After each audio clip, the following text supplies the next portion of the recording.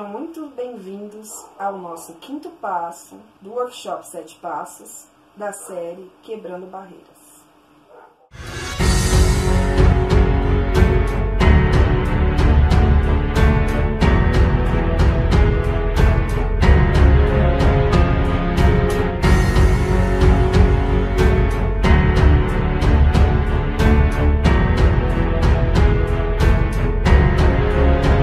Olá, sagrados! Tudo bem com vocês? Eu sou a Liz. Eu sou o Danilo. Nós somos do Templo Escola Flor de Lis. Antes de tudo, compartilhe, comente, deixe seu like.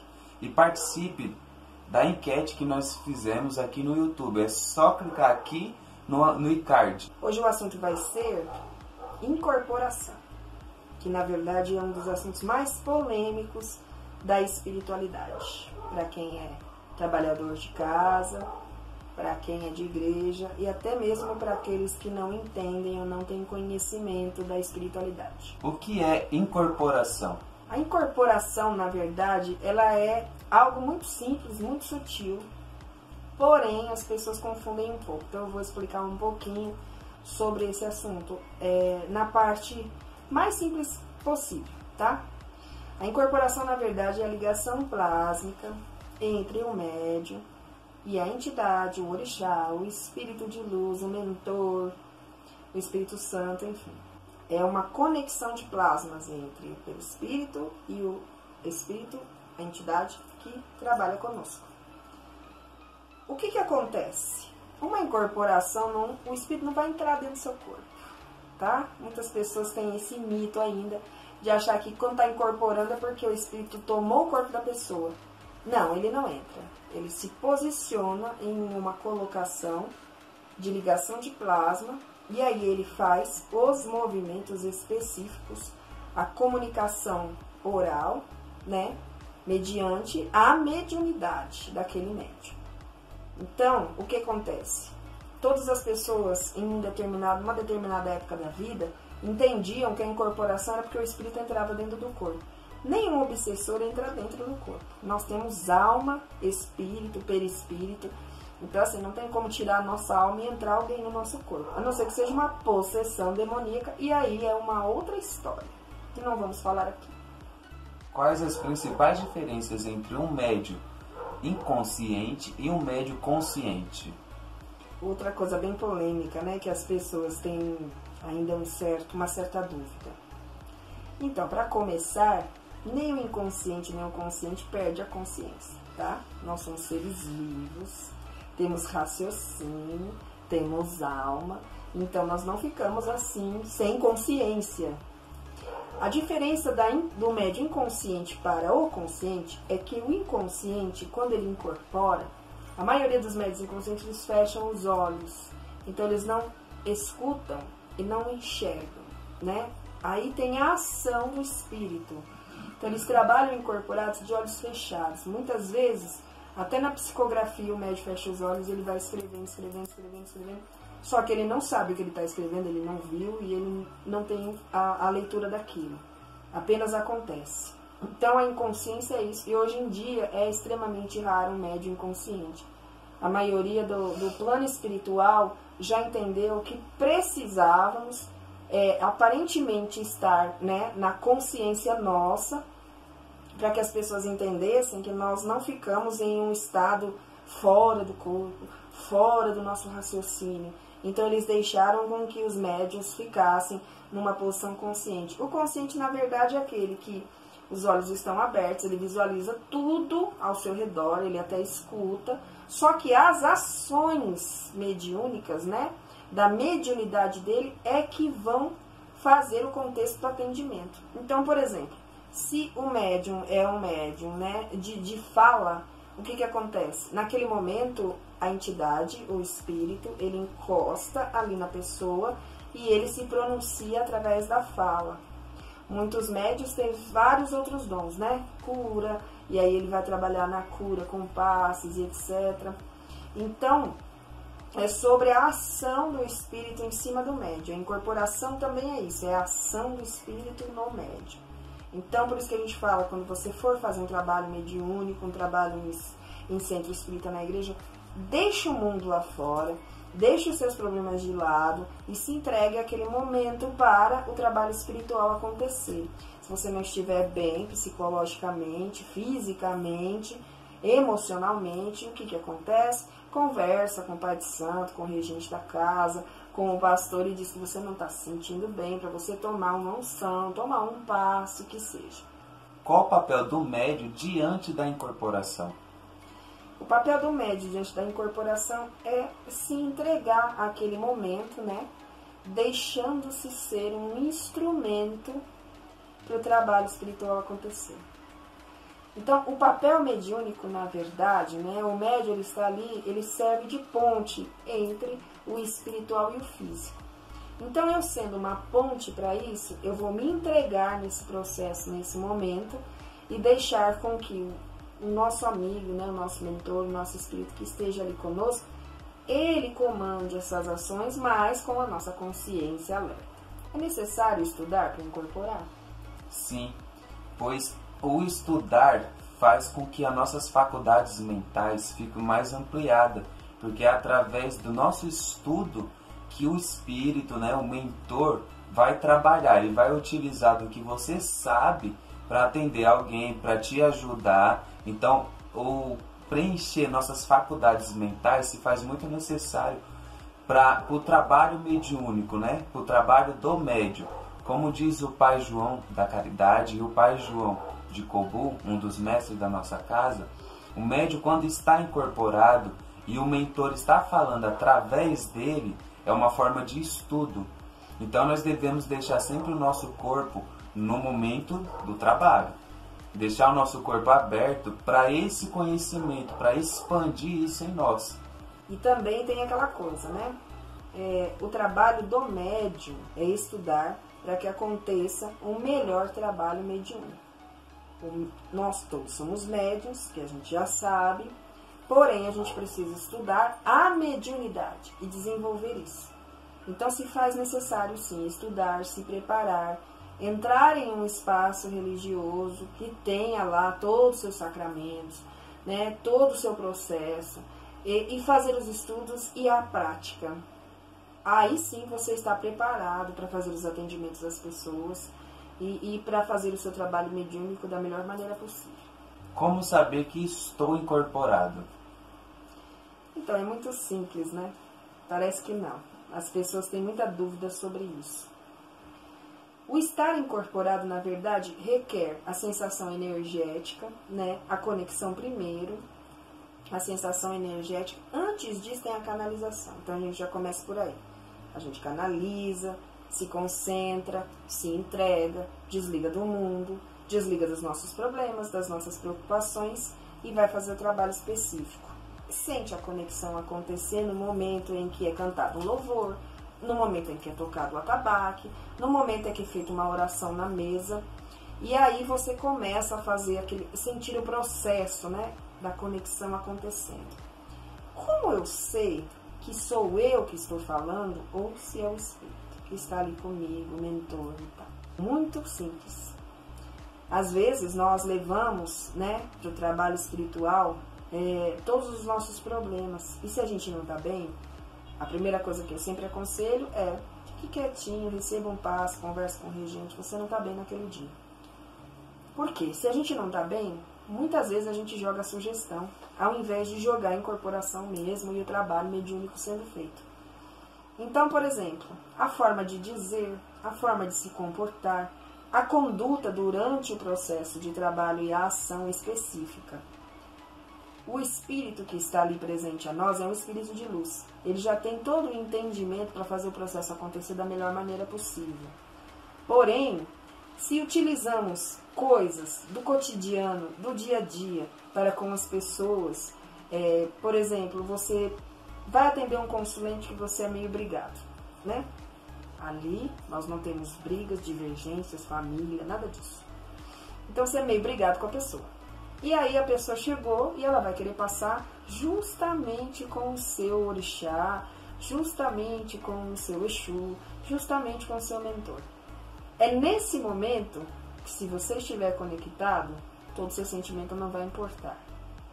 Ele vai saber como receber aquele ser, abraçá-lo, sem nenhum sentimento ruim, e vai fazer com que o trabalho aconteça para aquela pessoa. E nós, nos deixando entregar dessa forma, talvez depois do trabalho você olhe a pessoa até com outros olhos, não mais com os sentimentos ruins que você estava. Então, a primeira proporção do trabalho é deixar o mundo lá fora e pensar no ali dentro, no momento e na servidão e na caridade. Eu já vi muitos lugares onde chegam pessoas bonitas, né? E aí fica uma briga. Quem que vai atender primeiro? Né? Então, aí a gente já entende que a conexão ali está muito difícil, porque a pessoa está concentrada no aspecto físico do consulente. E não na necessidade que ele foi buscar ali, né? No problema que ele está e ele precisa resolver. É nessa hora que temos que parar e analisar a nossa conduta. Um médico com conduta, postura ética, ele vai saber muito bem quando ele está incorporado realmente ou quando são pensamentos que estão passando pela cabeça dele que ele vai jogar no atendimento. A incorporação nos traz o princípio, né? Que é a fé, o amor e a caridade, como a nossa Liz estava falando. Não adianta você querer estar dentro de um terreiro e atender apenas as pessoas bonitas ou as pessoas que você não briga. No momento da incorporação, nós devemos esquecer o eu e se concentrar no próximo, que é a principal mensagem que eu vou deixar para vocês hoje. Vocês vão atender alguém, vai conversar com alguém, não leve os seus problemas para a pessoa. Atenda a pessoa, escute a pessoa. Isso é o incorporar. É a fé, o amor e a caridade, sempre. A ética existe, inclusive, nas religiões, e devemos entender isso. Então, um bom local para poder fazer o desenvolvimento mediúnico, a primeira coisa que tem que ensinar é ética. Devemos ter ética em atendimentos, devemos ter ética no trato com as pessoas. A caridade já é uma espécie de ética, pois, na verdade, o que acontece? Naquele momento não tem cor, não tem raça, não tem nada, nada que te diferencie daquela pessoa. Você não vai observar a pessoa enquanto ser humano, somente. Você vai observar a pessoa enquanto ser humano que está buscando auxílio. E é nesse momento que você entende quando você está conectado com o seu ou quando não está. Como diferenciar o animismo com o trabalho da incorporação? O animismo eu já expliquei em um dos vídeos como é e o que é o animismo. Como diferenciar o animismo? Por muitas vezes é até um pouco complicado diferenciar. Mas, por exemplo, eu estou com um preto velho em terra, trabalhando com ele. E, de repente, o meu animismo faz com que eu fale em uma outra língua estrangeira que não seja do preto velho. Ou, por exemplo, verificar o futuro da pessoa ou fazer um oráculo acontecer naquela hora. Primeiro de tudo, quando você entra em um local para aprendizado, você tem que entender o trabalho de cada linha mediúnica, de cada linha espiritual, de cada linha de orixá, para que você possa compreender o momento que está sendo feito o atendimento com alguém. Como você é consciente, como todo médium de hoje vai entender muito bem que o trabalho daquele preto velho é justamente para cura, é justamente para utilizar o trabalho nas questões onde as pessoas tenham necessidade de ouvir um aconselhamento, até mesmo para o psicológico, pois dizemos que os preto velhos são os psicólogos da Umbanda. E aí é nesse momento que se entende que trabalho psicológico não tem nada a ver com conselhinhos de amigos, na questão de, larga essa pessoa, não faça tal coisa. Não é assim que um psicólogo faz. Ele faz com que a pessoa interprete a situação dela e ela mesma tenha a resposta a respeito daquilo. Então, quando você vai trabalhar com uma linha específica, primeiro estude sobre ela, tente entender o processo da linha, se conecte com o ser que vai trabalhar com você para entender como é a forma de trabalho dele. Aí sim, o animismo não entra. Porque às vezes o seu animismo pode fazer com que você dê explicações e fale de vidas passadas da pessoa. Não vamos estar fazendo regressões em trabalho espiritual, e sim tratando a vida do hoje. Se precisar e se fizer necessário existir uma regressão com a pessoa, isso será agendado num dia específico e com um ser que faz esse tipo de coisa. Existem lugares que trabalham com regressão, nossa casa é uma delas. Mas existem os seres específicos para fazer esse tipo de trabalho. Não é em dia de gira ou em dia de trabalho de mesa ou em dia de palestras. Tem dias específicos para esse tipo de trabalho, onde as pessoas podem fazer regressões, se acaso for direcionado por um espírito de luz. Para melhorar a nossa incorporação, a primeira coisa é fazer os estudos necessários e entender o que é a conexão e a canalização. Dessa forma você vai conseguir melhorar a sua incorporação, porque você consegue fazer a sua concentração naquela energia específica do momento de trabalho, você se conecta com essa energia e assim vai melhorando a sua incorporação. Nós não devemos se preocupar muito com a incorporação, e sim com o ato de fazer a caridade com a pessoa. Não vai importar muito para os mestres se você incorporar sem fazer nada, sem ter uma ação, sem ajudar aquela pessoa que está naquele momento. Porque o incorporar e não ajudar ninguém, ficar ali, como diz alguns mestres aqui em casa, se autoajudando, se utilizando deles para só ficar no venha a nós e o vosso reino, a gente esquecer, não resolve muito. Então a melhor forma de incorporar é pensar sempre, primeiro, em Deus, na sua caridade, no amor e na fé. Independente se você está incorporado ou não dentro de um trabalho, de um centro, de algum templo. É ir ajudar a pessoa, colocar a mão, como eu costumo falar sempre para as pessoas aqui em casa e dentro do nosso templo. A pessoa às vezes só precisa apenas de um abraço e de um cuidado. Nesse momento você já está incorporando. Você está incorporando o amor que há em você e transmitindo isso para a pessoa. Você fez uma canalização da fé e do amor e levou isso para a pessoa. Então você já incorpora a pessoa daquilo que ela está precisando no momento. É o incorporar, como antigamente as nossas vozinhas falavam, que ia incorporar o feijão acrescentando algo. É a mesma coisa, às vezes a pessoa está triste, depressiva, precisando de um colo. Você vai incorporar ela com aquele afeto, com aquele amor, com aquela caridade na pessoa. E você já está ajudando. E completando, né? O trabalho de caridade é um grande auxílio para nós mesmos. Não precisamos estar ali para fazer uso, por exemplo, do trabalho mediúnico de um colega nosso. Se você está em uma gira e é um médio de trabalho, faça a sua parte. Não queira paralisar o seu trabalho espiritual para poder utilizar do trabalho espiritual do outro. Por exemplo, chegou o Exu que eu gosto de conversar. Eu não vou incorporar não, eu vou falar com ele. Nós sabemos que nós ali, no momento da gira, estamos em conexão para auxiliar. Então devemos pensar nisso antes de querer ter consultas todo o tempo. Um médio girante ou um médio trabalhador, ele tem que entender que ele está em momento de trabalho. É como numa empresa. Se você entra numa empresa e não faz o seu trabalho deixando para o outro fazer, você vai ser mandado embora. O plano espiritual ele é meio rígido quanto a regras e normas. E precisamos entender esse capítulo para que possamos aprender e trabalhar. Então, no caso, se por um acaso você vê esse tipo de atitude de outro médium, o que você vai fazer? Delicadamente, você vai sentar com seu amigo e conversar com ele. E dizer, foi isso que você aprendeu? Você vai conseguir ganhar a força e a energia suficiente trabalhando e transmitindo a caridade para o outro. Você não precisa buscar. E se alguém precisar falar com você, você vai ser chamado automaticamente para conversar. O pai de santo ou alguém é intuído a preparar você para receber uma conversação, para receber uma consulta de algum outro orixá ou mentor de luz que precise se comunicar com você, que seja de outro médium, tá bom? E vou deixar assim um breve recado para vocês. Um médium atuante, né, um médium rodante, um médium que já trabalha, não é mais um médium consulente. Ele já não precisa mais ficar em consulta o tempo todo, querendo saber as coisas. O necessário para ele é trabalhar e ajudar os outros.